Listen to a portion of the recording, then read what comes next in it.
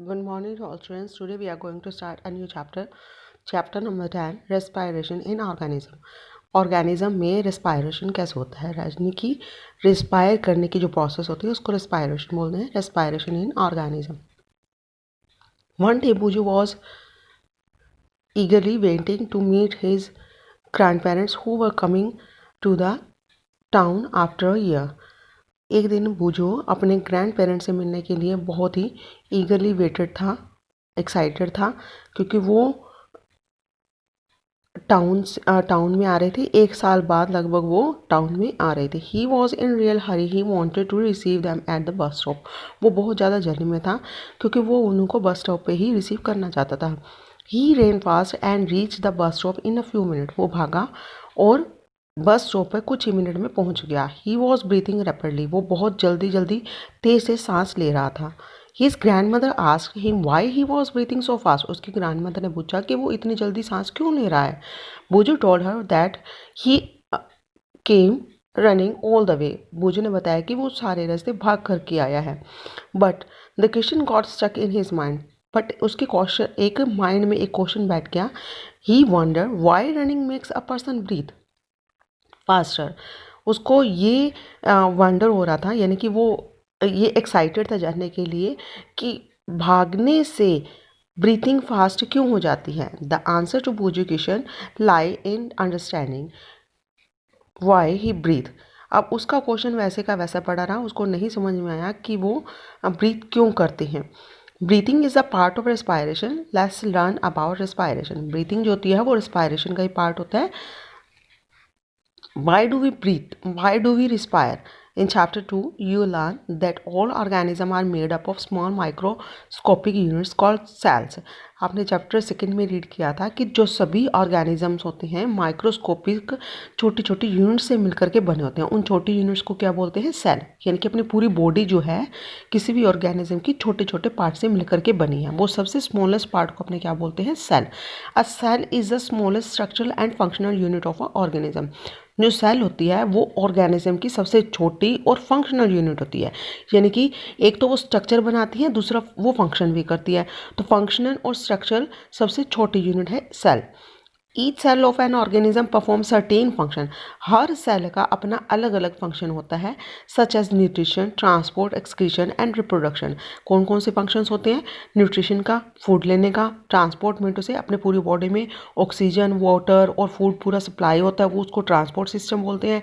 Excretion me too से जो wastage होते हैं उनको बॉडी से आउट करना, that process is known as excretion. And reproduction. Reproduction मीटू से to give birth to new young ones. अपने यंग वंस को बर्थ देना या एग लेस करना, ये सभी रिप्रोडक्शन प्रोसेस में आ जाता है. To perform these functions the cell needs energy. इन फंक्शन को करने के लिए सेल को एनर्जी की नीड होती है. Even when we are eating, sleeping और रीडिंग वी रिक्वायर एनर्जी. इसके अलावा जब अपने सोते हैं, खाते हैं या कुछ पढ़ते हैं तो भी अपने को एनर्जी चाहिए होती है. But where does this energy come from. ये एनर्जी आती कहाँ से है?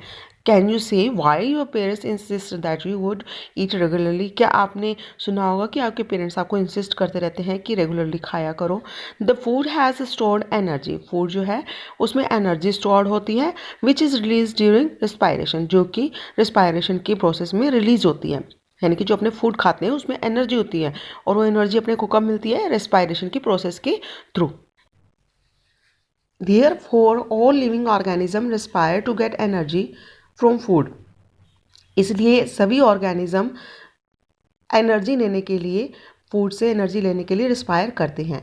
During breathing we breathe in air. Breathing के दौरान अपने अंदर सांस लेते हैं. You know that all contains oxygen. आपको पता है कि ये सब में क्या होती है? एयर होती है. We breathe air which is rich in carbon dioxide. जो अपने breathe in we breathe out, जो अपने गैस बाहर निकालते हैं उसमें कार्बन डाइऑक्साइड ज़्यादा होती है. And the air we breathe in is transfer to all parts of the body and ultimately to each cell. जो ब्रीथिंग करते वक्त अपने एयर अपने अंदर लेते हैं वो अपनी पूरी बॉडी में ट्रांसपोर्ट होती है और पूरी बॉडी पार्ट्स में वो पहुंच जाती हैं. And ultimately to reach cell. और एंड में वो कहाँ पहुंच जाती है? सेल में. यानी कि पहले सिस्टम्स में जाएगी, सिस्टम से फिर ऑर्गन्स में, फिर टिश्यूज़ में और फिर सेल्स में जाती हैं.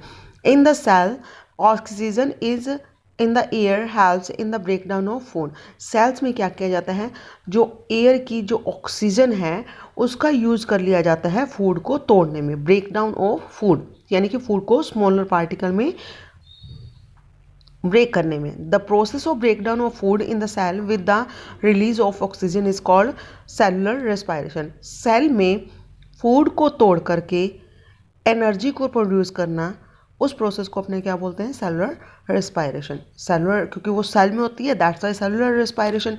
और रेस्पायरेशन इसलिए क्योंकि उसने ऑक्सीजन को यूज़ करा है फूड को ब्रेक डाउन करने के लिए और एनर्जी प्रोवाइड करवाई है। Cellular respiration take place in the cells of a all organism. जो सेलुलर रेस्पायरेशन होता है वो हर टाइप के ऑर्गेनिज्म की सेल्स में ये प्रोसेस होती है। In the cell the food glucose is broken down into the carbon dioxide and water using oxygen.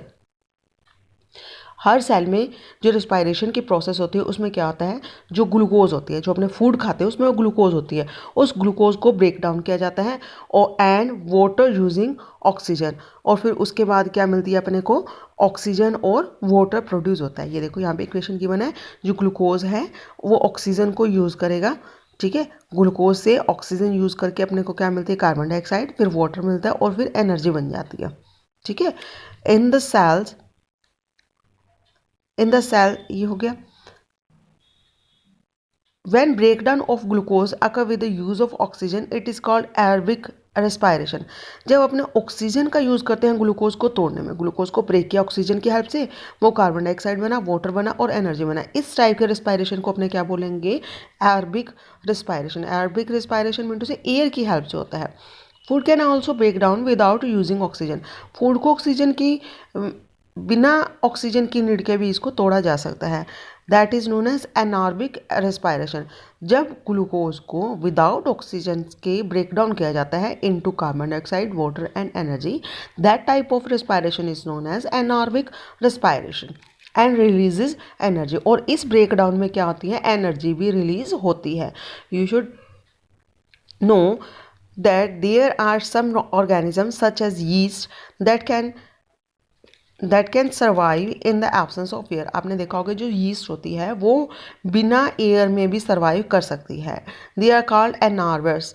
और उनको क्या बोलते हैं, एनारोबस बोलते हैं। क्यों, क्योंकि वो विदाउट एनर्जी, विदाउट ऑक्सीजन को यूज़ करके रेस्पायर कर सकते हैं, अपने ग्लूकोज को वो तोड़ सकते हैं, ब्रेक डाउन कर सकते हैं और एनर्जी प्रोड्यूस कर सकते हैं। They get energy through anaerobic respiration. In the absence oxygen glucose break down into the alcohol and carbon dioxide as given below. जब अपने विदाउट ऑक्सीजन के ग्लूकोज का ब्रेक डाउन करते हैं तो क्या बनता है, अल्कोहल बनता है, कार्बन डाइऑक्साइड बनता है, एनर्जी बनता है। अब इसमें देखो क्या बना था, कार्बन डाइऑक्साइड, वाटर और एनर्जी। इसमें अल्कोहल भी बन रहा है, अल्कोहल बन रहा है, कार्बन डाइऑक्साइड बन रहा है और एनर्जी बन रहा है, इसमें वाटर नहीं बन रहा है, ठीक है। इसमें जो एनारोबिक रेस्पायरेशन होता है उसमें अल्कोहल बनता है। Yeast single cell organism. Yeast क्या होता है, एक सिंगल सेल ऑर्गेनिज्म होता है। They respire anaerobically and during this process yield alcohol. वो एनारोबिक रेस्पायरेशन करते हैं और अल्कोहल को प्रोड्यूस करते हैं। They are therefore used to make wine and beer. इसलिए वो बियर और वाइन बनाने में काम में आती है, ठीक है। Our muscles cells can also respire anaerobically. अपनी जो मसल सेल्स होती हैं वो भी विदाउट एयर रिस्पायर कर सकती हैं, but only for a short time when there is temporary deficiency of oxygen. लेकिन तब करती हैं अपनी मसल्स, तब विदाउट ऑक्सीजन रिस्पायर कर सकती हैं केवल शॉर्ट टाइम के लिए, थोड़े ही टाइम के लिए, जब अपने को ऑक्सीजन की कमी होती है अपनी बॉडी में। ड्यूरिंग हैवी एक्सरसाइज, जब अपने बहुत सारी एक्सरसाइज करते हैं, फास्ट रनिंग करते हैं, साइकिलिंग करते हैं, वॉकिंग करते हैं बहुत घंटों तक, और हैवी वेट लिफ्टिंग और बहुत ज़्यादा भार उठा लेते हैं, the demand for oxygen is high. इस कारण से ऑक्सीजन की डिमांड जो होती है वो बढ़ जाती है, ठीक है। Then but the supply of oxygen to produce the energy is limited. लेकिन ऑक्सीजन की एनर्जी प्रोड्यूस करने की जो एनर्जी प्रोड्यूस करने की जो लिमिट होती है वो एक बाउंड लिमिट होती है, ठीक है। वो एक पर्टिकुलर लिमिट तक ही एनर्जी प्रोड्यूस कर पाते हैं लिमिटेड टाइम में। Then anaerobic respiration take place. तब उस कंडीशन में जब अपने को ज़्यादा एनर्जी चाहिए होती है ये एक्टिविटीज़ करने के लिए, तब एनार्बिक रिस्पायरेशन होता है और मसल्स में होता है to fulfil the demand of energy. अपनी एनर्जी की डिमांड को पूरा करने के लिए मसल्स में एनार्बिक रिस्पायरेशन होता है। एनार्बिक रिस्पायरेशन में क्या होता है, ग्लूकोज का ब्रेकडाउन होता है, लैक्टिक एसिड बनता है और एनर्जी बनता है। यीस्ट में क्या बना था, अल्कोहल, और अपने मसल्स में क्या बनता है, lactic acid.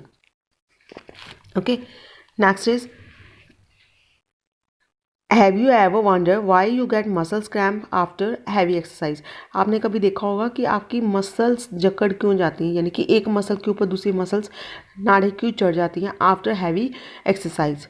The cramps occurs when muscles cell respires anaerobically. Cramps तब होता है जब मसल्स एनार्बिकली रिस्पायर करते हैं। The partial breakdown of glucose produces lactic acid. अब इस टाइप के रिस्पायरेशन में लैक्टिक एसिड बनता है। The accumulation of lactic acid causes muscle cramps. जो बॉडी में अगर लैक्टिक एसिड बहुत ज़्यादा इकट्ठा हो जाएगा तो उसे क्रैम्प्स पड़ने स्टार्ट हो जाती हैं, मोच आ जाती है। We get relief from cramps after hot water bath और मसाज। गर्म पानी से और मसाज करने से अपने वो क्रैम्प्स को ठीक कर सकते हैं। Can you gas why it is so. क्या आपको पता है ऐसा क्यों होता है। हॉट वाटर बाथ और massage improve circulation of blood. Hot water से और मसाज से क्या होता है, जो ब्लड का सर्कुलेशन होता है वो इम्प्रूव हो जाता है। As a result the supply of oxygen to the muscle cells increases. Blood circulation होने से जो सेल्स तक ऑक्सीजन है वो प्रॉपरली पहुंचने लगती हैं। The increase in the supply of oxygen result in the complete breakdown of lactic acid into the carbon dioxide and water।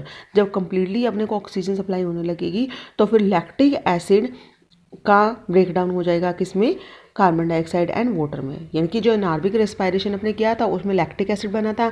जब अपने फुलफिल कर लेंगे अपने उस ऑक्सीजन की डिमांड को तो वो लैक्टिक एसिड वापस किस में चेंज हो जाएगा, कार्बन डाइऑक्साइड एंड वाटर में। ठीक है।